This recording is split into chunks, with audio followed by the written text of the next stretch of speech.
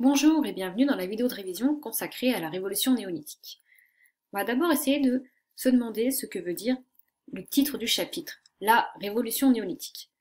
Le terme révolution en histoire est un terme qui est utilisé pour décrire un changement lent dans le monde qui va concerner la manière d'habiter, la manière de vivre.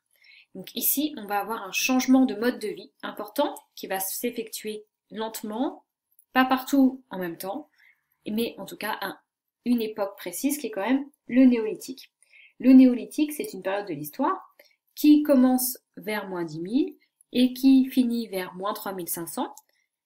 Et la révolution néolithique, c'est donc un changement qui a lieu durant cette période, plutôt au début, qui dure environ 5000 ans, et qui va aboutir à un profond changement de mode de vie, puisque les anciens nomades, chasseurs-cueilleurs vont laisser place à des agriculteurs devenus sédentaires. Donc le changement décisif qui va amener ce changement de mode de vie, c'est l'agriculture. Pour rappel, l'agriculture, c'est le travail de la terre pour produire des plantes, mais c'est aussi l'élevage des animaux. Et c'est bien quelque chose qu'il ne faut pas oublier, l'élevage fait partie de l'agriculture.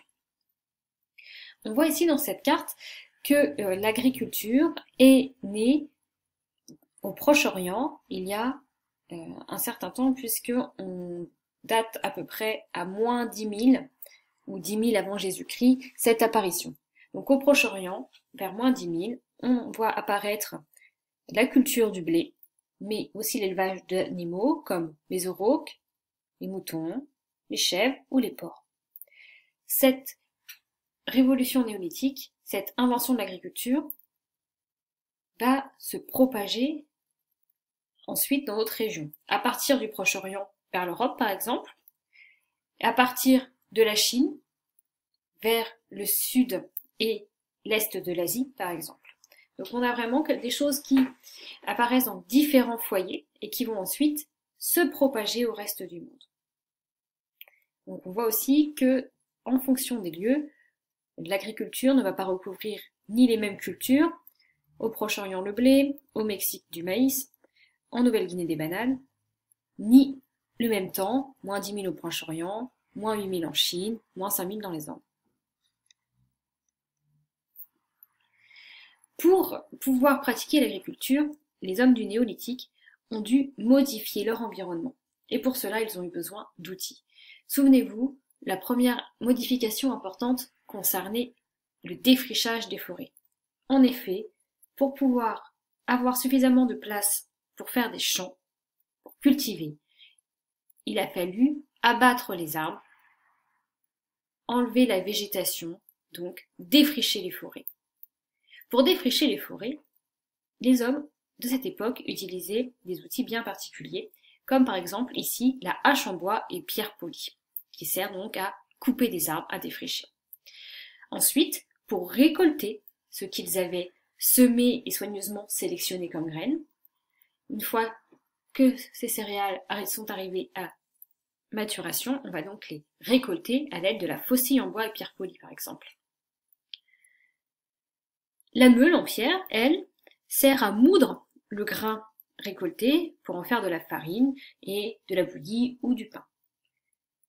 Pour conserver le fruit de la récolte, les hommes du néolithique créent des récipients. Ces récipients sont dorénavant en terre cuite, ce qu'on appelle la céramique. Ici, c'est une nouvelle technique qui est acquise, le fait de faire cuire la terre pour en faire de la céramique. Ça va permettre notamment de pouvoir faire cuire les aliments directement sur le feu, ce qui n'était pas le cas au Paléolithique. Tous ces changements vont entraîner progressivement l'adoption d'un nouveau mode de vie. Les hommes du néolithique acquièrent progressivement de nouvelles techniques, s'équipent de nouveaux équipements, vont commencer à observer la nature, à planter des graines. Pour en voir le fruit, ils commencent à s'installer plus longtemps au même endroit, et au final, ils ne peuvent plus tellement se déplacer, puisqu'ils veulent attendre de voir ce qui va se passer après avoir planté leurs graines. Ils veulent garder leurs outils, donc il faut les déplacer et ils prennent de plus en plus de place. Et tout cela va aboutir à la sédentarisation de la population. Donc les populations deviennent maintenant des personnes qui ont un habitat fixe. C'est ça, être sédentaire, c'est avoir un habitat fixe. Cela va donc se traduire par la construction de villages, dans lesquels on va trouver des maisons pour chaque famille, et qui vont s'organiser très souvent autour d'un chef. On a donc une hiérarchie sociale, on en reparlera un petit peu plus tard. Donc la création des villages est très importante, ça entraîne un véritable changement. À côté des villages, on va installer les champs, les prés aussi, pour faire paître le bétail, pour l'élevage, et cela peut amener certaines autres populations qui ne sont pas encore totalement sédentarisées à vouloir peut-être s'attribuer le fruit du travail des autres, et on va assister à la multiplication de guerres, puisque les hommes du néolithique veulent défendre ce qu'ils ont si durement construit, leur village, leur agriculture, leurs prés, leurs champs, et donc on a une multiplication de guerres, donc il y a une certaine violence dans la société néolithique. Et pour enterrer les morts, peut-être morts d'ailleurs pendant la guerre, pendant les guerres, on va construire des sépultures.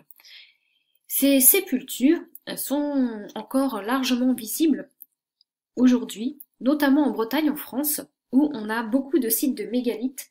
Donc les mégalithes qui sont des grandes pierres qui peuvent être dressées ou en forme de table et qui correspondent souvent à des tombes.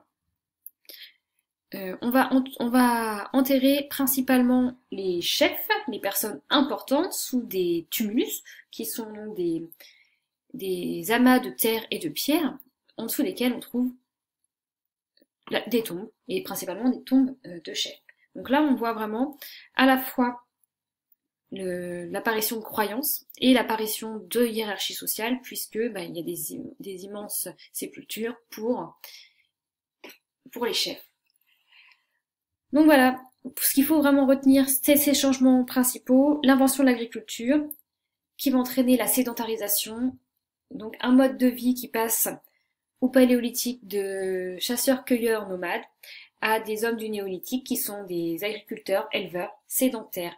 Je vous invite également à regarder la petite vidéo faite par l'INRAP sur le thème du néolithique qui va vous permettre d'apprendre plein d'autres choses.